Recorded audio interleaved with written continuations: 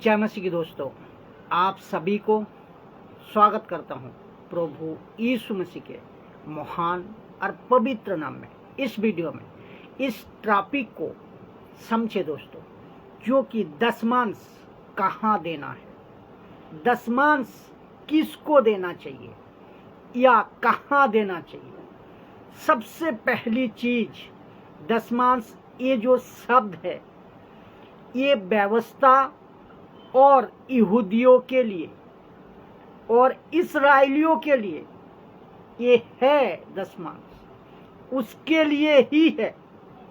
दशमांश ब्रॉन एगन विश्वासी, न्यू विश्वासी, कलेसिया, यीशु को फॉलो करने वाले, यीशु के पीछे चलने वाले के लिए दशमांश की बात नहीं है, दशमांश की बात नहीं है।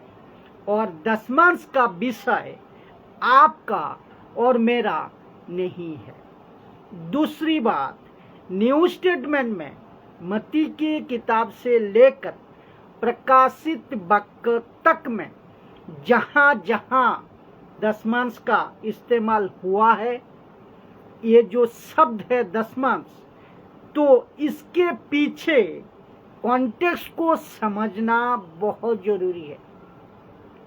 कॉन्टेक्स्ट को समझना होगा, क्यों कहा, किसको कहा दशमांश देना है, क्यों यीशु मसीह ने बोला, पौलुस ने जिक्र किया, इसको भी समझना बहुत जरूरी है, जो कि डिटेल में मैं इसका वीडियो बना चुका हूं। लेकिन आज कुछ बातें मैं आपके सामने रखूंगा। तो दोस्तों, ये चीज को आपको समझना होगा। मलाकी 3:10 जो कि बहुत इस्तेमाल होता है और हर कलेसिया में इसको इस्तेमाल करते हैं, हर पास्टर इसको इस्तेमाल करते हैं, हर एवेंजलिस्ट इसको इस्तेमाल करते हैं, हर कन्वेंशन स्पीकर इसको इस्तेमाल करता है। इसको मलाकी 3:10 इसको इस्तेमाल करता है। हर ऑर्गेनाइजर इसको इस्तेमाल करता है, जो कि डराता है, कहता है तुम दशमांश नहीं दोगे तो श्राप आएगा, फिर कहता है तुम दशमांश दोगे तो आशीष आएगा। तो मैं आपको बता दूं, सबसे पहले नया नियम में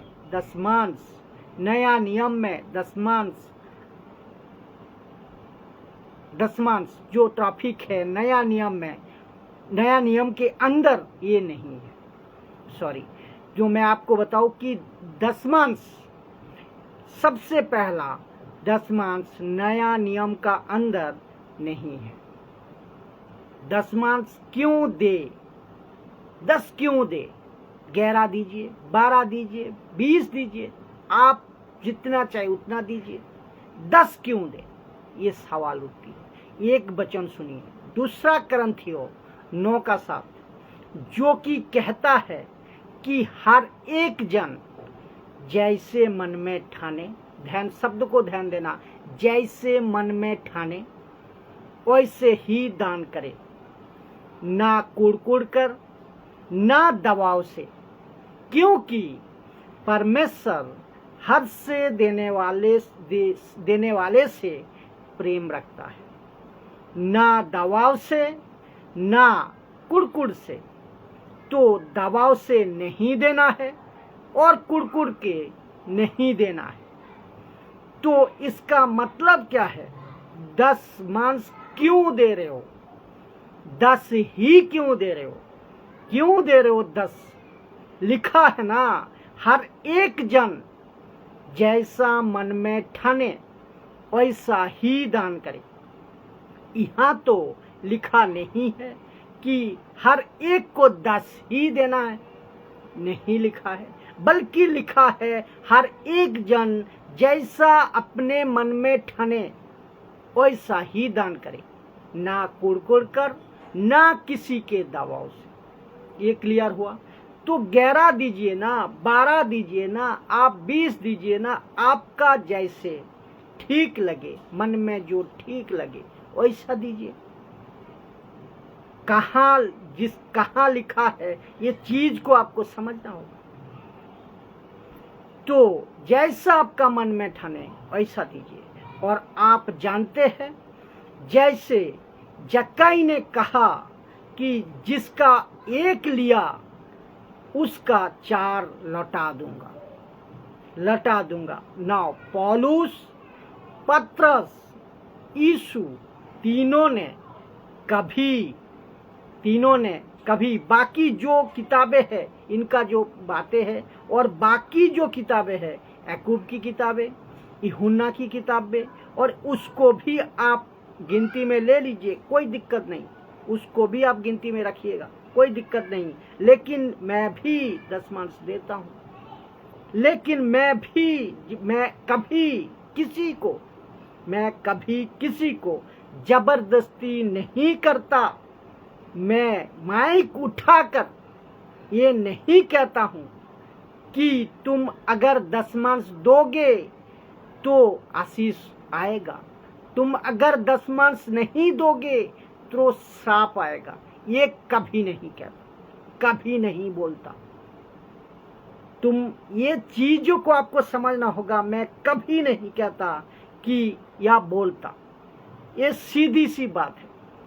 अगर कभी कोई देख रहा होगा, कोई पास्टर, कोई विश्वासी, कोई एवेंजलिस्ट, कोई भी देख रहा होगा, मैं उन सभी को भी कहना चाहता हूं कि दशमांश के बारे में लोगों को झूठ बोलकर, फंसाकर, धमकियां देकर कि दोगे तो आशीष आएगा, नहीं दोगे तो श्राप है, इसको सबसे पहले आप लोग करना बंद करिए।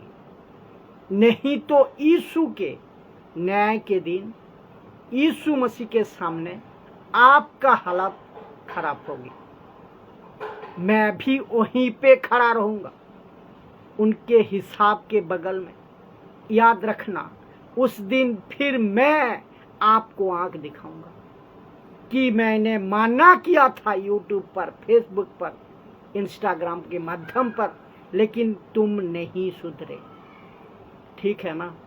तो दशमांश जो है आपको देना चाहिए, नए नियम में नहीं है। अगर आप देना चाहते हैं दीजिए, लेकिन फिर से कहता हूं, अगर कोई धमकी देता है कि नहीं दोगे तो श्राप आएगा, मैं उसके टोटल निंदा करता हूं, उसके बिल्कुल खिलाफ हूं। और ये आपको भी फर्क नहीं पड़ना चाहिए। और अगर नहीं दे रहे हो तो किसी से डरना भी नहीं है। परमेश्वर जो है आपका सहायता करेगा। दशमांश आप क्यों देते हैं? 10 क्यों देते हैं? 20 दीजिए। जो भी आपका मन में ठाने देते हैं। आप क्यों देते हैं? 10 20 दीजिए। आप सेवा के लिए देते हैं। आप क्यों देते हैं? आप सेवा के लिए दे रहे हो। सबसे बड़ी चीज इसको समझना होगा। सेवा का मतलब क्या है इसको भी समझे।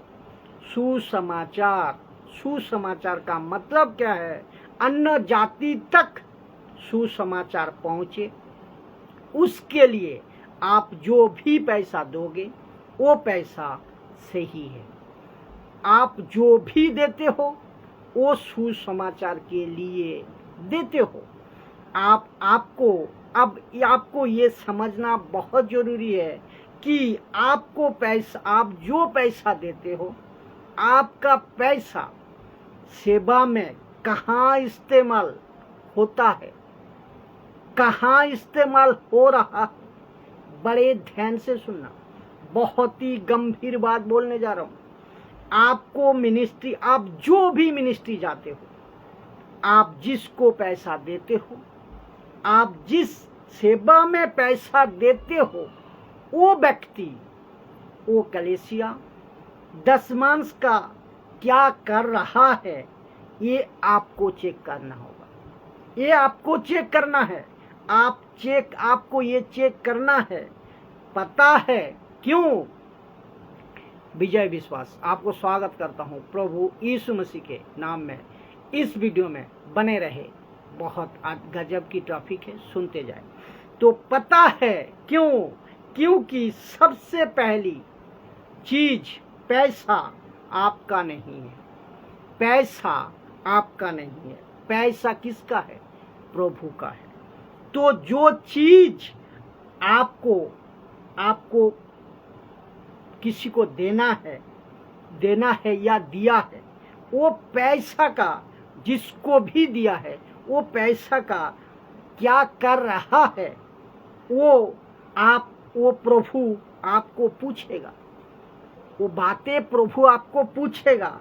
जब आपको प्रभु पूछेगा, मेरा पैसा का तूने क्या किया, तो क्या आपको नहीं लगता कि आप जो पैसा जिसको दिया या दे रहे हो, मेरे पैसा का क्या कर रहा है वो, ये जानना आपका जरूरी है। ये जानना आपका जरूरी है। तो वो व्यक्ति, वो कलेसिया, वो पास्टर जो भी है, वो क्या मेरी पैसा का शॉपिंग कर रहा है या कुछ यासी कर रहा है? आपको नहीं लगता कि आपके पैसा का गलत इस्तेमाल हो रहा है? और मैं बड़ी मेहनत से पैसा कमाकर उनको देते हैं आप, और वो प्रभु की सेवा में, यानी कि सुसमाचार में खर्च करने का बजाय आपने अपने काम में लगा रहा है। ये बिल्कुल धोखा है। अगर अपने काम में लगा रहा है तो बिल्कुल धोखा है, वो जो कोई भी हो। ये बिल्कुल धोखा है आपसे और प्रभु से तो है ही है। वो सेवक, वो पास्टर धोखा दे रहा है, आपसे तो दे रहा है और प्रभु से भी दे रहा है। लेकिन न्याय का दिन ये आपसे तो बच जाएगा अभी, लेकिन न्याय का दिन प्रभु नहीं छोड़ेगा। तो आपको चेक करना है कि आपका पैसा कहाँ इस्तेमाल हो रहा है। आपको जानना है। जिस किसी भी कलेसिया में आप पैसा देते हो, आप ये जानना आपको जरूरी है कि गलत जगह पे आपका अगर पैसा जा रहा है तो मैं कहता हूँ रोक दीजिए।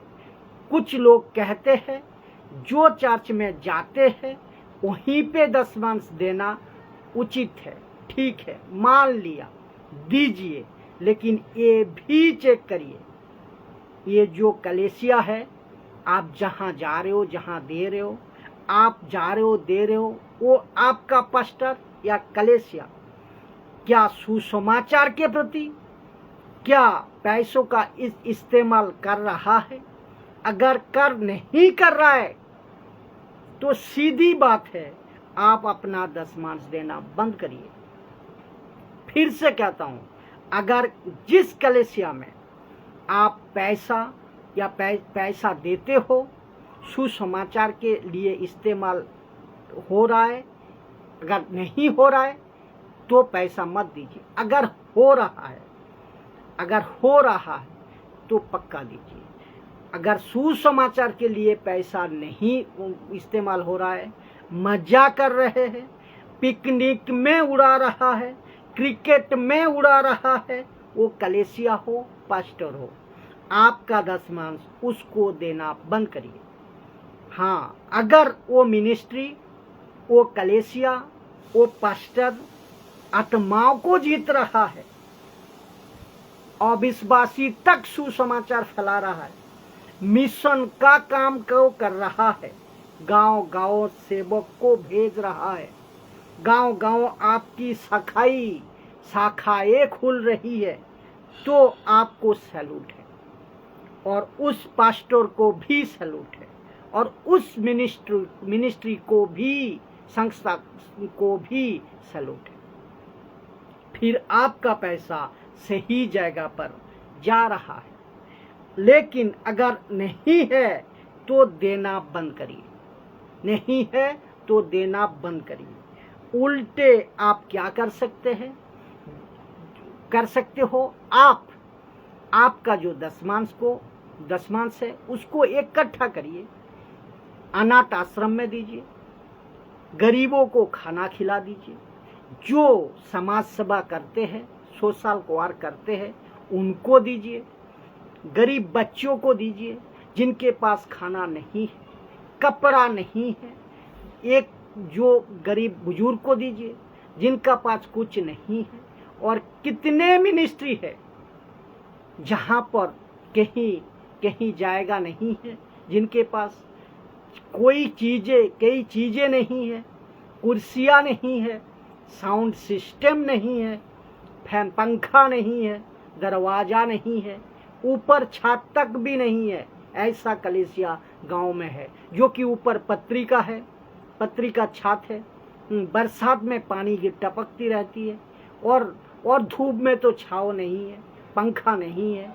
तो उनके पास में, जिसका पास में कंक्रीट घर भी नहीं है, आप वहाँ पैसा दीजिए, क्योंकि जैसा शहर का कलीसिया है प्रभु की, वैसा गांव का भी कलीसिया किसकी, प्रभु की है। तो आप ये ध्यान रखते हुए प्रार्थना पूर्वक आपका जो दशमांश है दीजिए। और ऐसा करने से ये पाप नहीं है। फिर से कह रहा हूँ, ऐसा करने से ये पाप नहीं है और ये आप गलत काम नहीं कर रहे। इसीलिए यीशु मसीह ने क्या कहा कि यूनिवर्सल कलीसिया, यूनिवर्सल चर्च, पतरस मैं तुझ पर अपनी कलीसिया बनाऊंगा। मत्ती की किताब 16:18 में बोला था कि नहीं बोला था? बोला था। तो यीशु मसीह का कलीसिया यूनिवर्सल है। हम किसी पंथ में नहीं है, हम किसी संस्था में नहीं है, हम किसी डिनोमिनेशन में नहीं है। रेस्पेक्ट हम सभी के करते हैं, लेकिन सब कलीसिया यूनिवर्सल है, सब कलीसिया यूनिवर्सल है। इसीलिए तो लिखा है प्रेरितों का किताब 4 अध्याय में कि जो कोई भी दलिंदर नहीं था, कोई भी गरीब नहीं था, क्योंकि कलीसिया में पैसा इकट्ठा होता था और जिसको जरूरत होती थी उसको बांट दिया जाता था। क्या आज हम ये कर रहे हैं? प्रश्न आपसे है। बिल्कुल नहीं।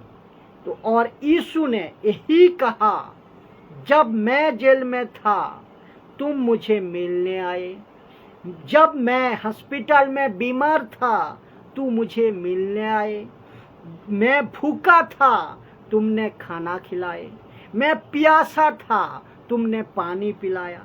ये बात बोला कि नहीं बोला? बिल्कुल बोला है। तो आपको ये भी ध्यान में रखना है।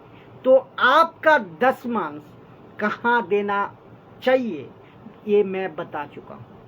आप कहाँ दे रहे हैं, क्या वो ठीक है? चेक करना आपका काम है।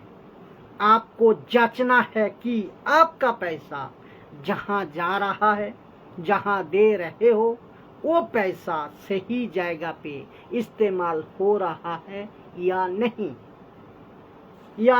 ये चेक करना आपको बहुत जरूरी है।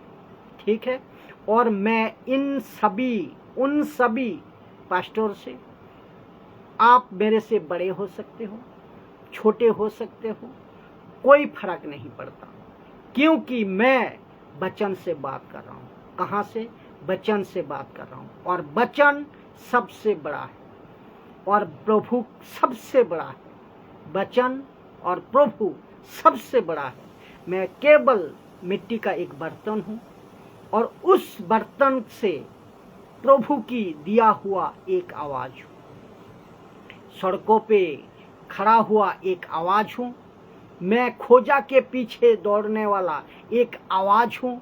मैं यीशु मसीह की वचन की आवाज हूँ और उसके वसीले से ये बातें को मैं कह रहा हूँ, आप सुन लीजिए। अगर आप गलत तरीके से पैसा कमा रहे हो, परमेश्वर न्याय का दिन, परमेश्वर का क्रोध आपके ऊपर आने पर परमेश्वर अपनी कलीसिया को नहीं छोड़ेगा। तो आप अगर धोखा दे रहे हो लोगों को लूटने, तो परमेश्वर आपको नहीं छोड़ेगा। याद रखो, परमेश्वर प्यार जैसा करता है, परमेश्वर जलन रखने वाला परमेश्वर भी है। वो अनुग्रहकारी है, तो वो जलन रखने वाला परमेश्वर भी है। वो प्यार करता है, तो वो सजा भी देता है। ये बात को ध्यान रखना। तो परमेश्वर के लोगों को लूटना बंद करिए। यीशु मसीह के नाम पे बिजनेस करना बंद करिए। स्वैप मशीन लेकर मीटिंग में यूट्यूब के ऊपर, फेसबुक के ऊपर, स्क्रीन के ऊपर नंबर डालना लेकर घूमना बंद करिए। अभी भोली वाली पब्लिक को उल्लू बनाना, ये आप छोड़ दीजिए। कभी आशीष के नाम पे, कभी चंगाई के नाम पे ये करना बंद करिए। किडनियां फेल हो रही है साहब, आज सेवकों का आप सुने होंगे न्यूज में, किडनियां फेल हो रही है, आज हार्ट अटैक आ रही है। आप आजकल ये लोगों को हम देख रहे हैं, तो एक्सीडेंट हो रही है आज। ये चीज आपको डर होना चाहिए। एक उदाहरण दूं, अनानिया सफरिया का जो डर, अनानिया सफरिया का जो डर, ये उसकी मौत यूं नहीं हुई है, और वो भी पैसे के मामले में हुई है।